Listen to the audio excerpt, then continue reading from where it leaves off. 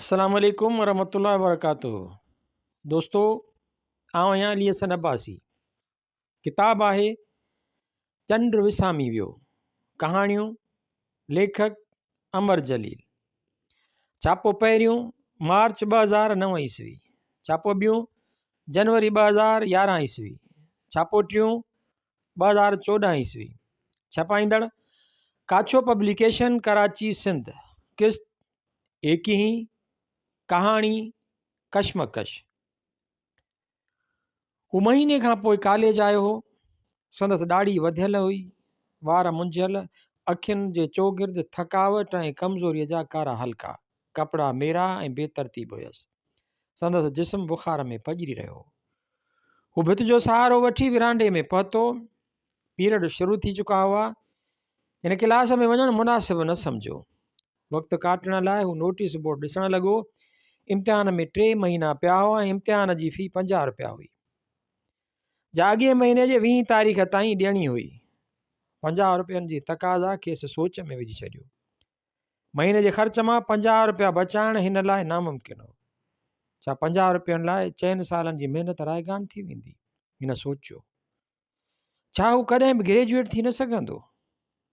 पंहिंजी मुफ़लिसी जे मद्देनज़र हिन नौकिरी पिणु कई हुई, पर 101 रुपयनि मां 50 रुपया हू कीअं बचाए सघंदो?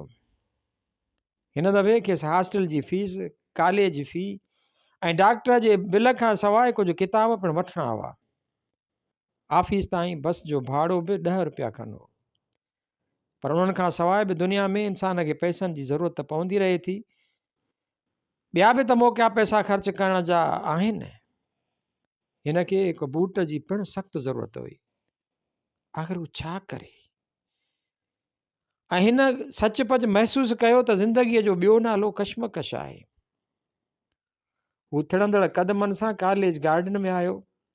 सर्द हवा जो हिकु तेज़ झूटो हिन जे कमज़ोर जिस्म सां लॻो ऐं हिन पंहिंजे पुराणे कोट जे कॉलर खड़ी करे छॾी। सर्दीअ सावनि वणनि खे सुकाए छॾियो ऐं हू टारियुनि मां टुटल पननि ते वेही रहियो। हिन पासे में बीठल निम खे ॾिठो, जंहिंजा पन कुझु त छणी विया हुआ ऐं कन खे सीउ ज़र्द करे छॾियो। हिन सोचियो, मां बि ज़र्द थी चुको आहियां।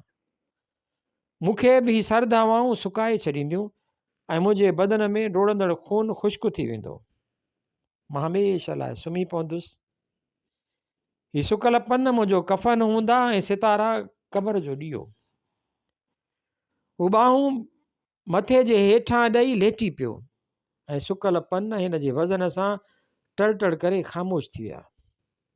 ऐं हिन महसूसु कयो त हू बि ज़माने जे बार हेठां दॿिजी वेंदो।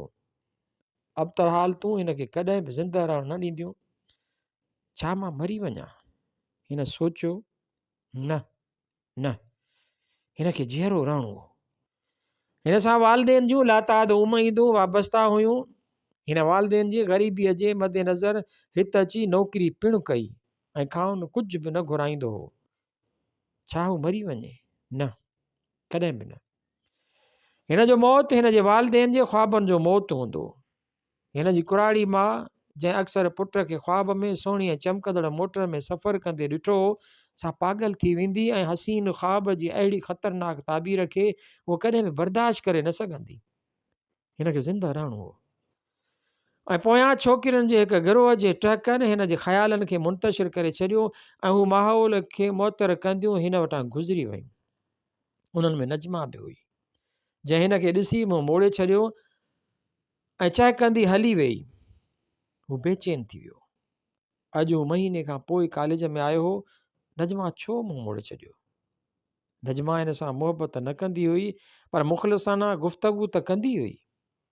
अॼु उहा गुफ़्तगू केॾांहुं वई ऐं ओचितो हिन जी नज़र पंहिंजी छिगल चपल ते पई। ऐं पोइ हिन पंहिंजो पुराणो ऐं कॉलर वटां फाटल कोट ॾिठो ऐं हिन जे चपनि ते ज़हरीली मुर्क अची वई। हिन सोचियो, नादान, तूं रस्ते जो पत्थर आहीं। तुंहिंजो वजूद शादमानियुनि में दर्द भरे गीत खां ज़्यादा मुख़लिस कोन्हे। ख़ालिद मोटी हॉस्टल आयो ऐं ज़ोर सां अखियूं पूरे ऊंधे मुंहुं खट ते लेटी पियो। हिन नथे चाहियो त संदसि लुड़क वही निकिरनि, ऐं पंहिंजे मुश्किलातुनि ते औरतुनि वांगुरु लुड़क वहाए, छो जो हू बुज़दिल न हो। ऐं घणी देरि खां पोइ जॾहिं हिन जे सीने में सूर जो ज़ोर घटि थियो त हिन 50 रुपयनि जे बारे में सोचणु शुरू कयो।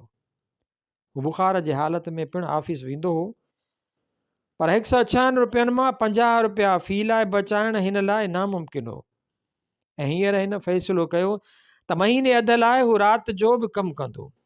हुन कम में दुरानीअ बि हिन जी मदद कई ऐं खेसि हिकु मक़ामी अख़बार में तर्जुमो करण लाइ नौकिरी मिली वई। सुबुह खां शाम ताईं ऑफिस ऐं शाम खां राति ताईं प्रेस। हिन जी ज़िंदगी मुस्तक़िल मशीन बणिजी वई। हिन जी दवा पिणु दुरानी वठी ईंदो हो ऐं ख़ैराती इस्पताल जी ॻाढ़ी दवा सां भरियल बोतल ॾिसी हिन जी ख़ुश्क चपनि ते मुर्क अची वेंदी हुई। हिन खे ख़बर हुई त ॻाढ़ी दवा ऐं अछियुनि पुड़ियुनि में कोन्हनि खां सवाइ कुझु बि न हूंदो आहे, पर उन ॻाल्हि ते ई राज़ी हो त दवा मुफ़्त जी हुई। मुफ़्त में कोन्हनि न त छा इकोनाइट ऐं निट्रम सल्फ मिलंदो। वक़्तु वेंदो रहियो ऐं कोन्हनि असरु कंदी रही। संदसि अखियुनि जे चौगिर्द दर्दनाक कारा हल्का गहरा थींदा विया, पर हिन जी हिमत पुख़्ती रही। हू कॉलेज जे पुअर बॉइज़ फंड मां चंदो वठी सघियो थे, पर न, ईअं करण सां हिन जो नालो नोटिस बोर्ड ते अचे हा ऐं कॉलेज जा 2500 शागिर्द हिन जी कमज़ोरीअ मां वाक़िफ़ थियनि हा ऐं नजमा पिणु हिन खे पेनू सम्झे हा। नजमा सां हू ख़ामोश मोहबत कंदो हो। नजमा अर्श हुई ऐं हू फ़र्श, तंहिं हूंदे बि हू नजमा खे चाहींदो हो। ज़मीन जी ख़ाक आसमान सां दिलि लॻाई हुई। जॾहिं राति जो मशीन जी गड़गड़ाहट हिन जे मग़ज़ ते हथोड़ा हलाईंदी हुई, जॾहिं कुर्सीअ ते वेहंदे वेहंदे हिन जे चेल में दर्द जाॻंदो हो ऐं जॾहिं निंड खां हिन जे अखियुनि में सुयूं चुभंदियूं हुयूं, तॾहिं हू दिलि खे आथत ॾींदो हो त हू जल्द ग्रेजुएट थियण वारो आहे ऐं पोइ हिन खे को वॾो उहिदो मिलंदो। हू ऊचा ऊचा कपिड़ा पाईंदो ऐं नजमा सां हम कलाम हूंदे कॾहिं बि अहसास कमतरीअ जो शिकार न थींदो। हू नादान सपना ॾिसी रहियो हो। ख्वाब में हू पंहिंजे वालदेन जा दुआ लाइ उथियल हथ ॾिसंदो हो ऐं हिन जी हिमत ज़ोर पकड़ींदी हुई। पघार जा 106 रुपया प्रेस मां मिलियल 60 रुपयनि सां मिलाए हिन बार बार ॻणिया। ईअं करण सां हू पाण खे हेनरी फोर्ड तसवुरु करणु लॻो। काश महीने जी हर तारीख़ पहिरीं तारीख़ हुजे। हिन जे दिलि में अहमकाना ख़्यालु आयो ऐं पोइ हल्को टहक ॾेई बोरी बाज़ार में हलियो वियो। बेमक़सद 2-4 चकर ॾियण खां पोइ हू एल्फीअ ते हलियो आयो। ज़िंदगीअ में पहिरियों दफ़ो हिन खे रंगीन कपिड़नि ऐं मेकअप सां थिपियल चहिरनि में कशिश महसूसु थी ऐं हिन महसूसु कयो त हू बि जवान आहे। कुझु देरि रुलण खां पोइ हू कैपिटल वटि पार्क थियल मोटरुनि अॻियां अची बीठो। मुख़्तलिफ़ नालनि सां हर रंग ऐं हर मॉडल जी कार बीठल हुई। गठल ऐं पुराणियूं मोटरूं खेसि बिल्कुलु पसंदि न आयूं ऐं सभ खां वधीक हिन खे कारे रंग जी कैडलिक वणी। पर उन जे पासे में अची शेवरलेट पिणु बीठी हुई ऐं हू सोच में पइजी वियो त हिन खे कहिड़ी कार वठणु घुरिजे।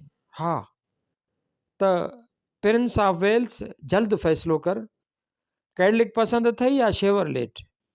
ऐं ओह निज़ाम दखन साम्हूं ॾिस, सुर्ख रंग वारी कार नई अथई ऐं हल्के साए रंग वारी कार शायदि मर्क्यूरी आहे। ओ हेनरी फोर्ड जल्द फ़ैसिलो कर, कहिड़ी कार वठंदे?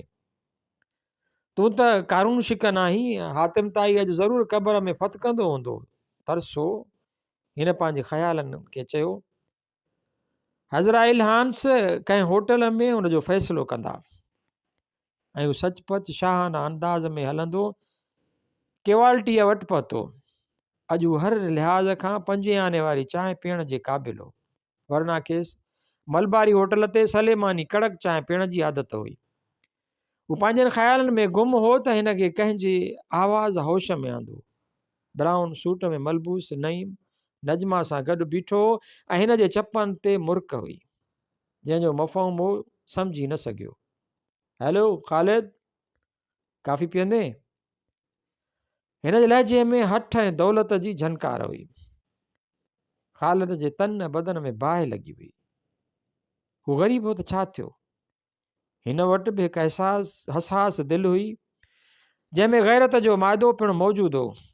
नईम जो लहजो अहिड़ो हो ॼणो ख़ालिद कॾहिं बि काफ़ीअ जो नालो न ॿुधो। हिन तलख़ लहजे में चयो, काफ़ी कहिड़ी भला जो नालो आहे?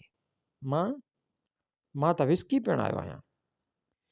ऐं हू तकड़ा तकड़ा कदम खणंदो हलियो वियो। हिन जे ज़हन में चिणगियूं हुयूं, तूफ़ान हुयो ऐं उभरंदड़ फौलाद हो।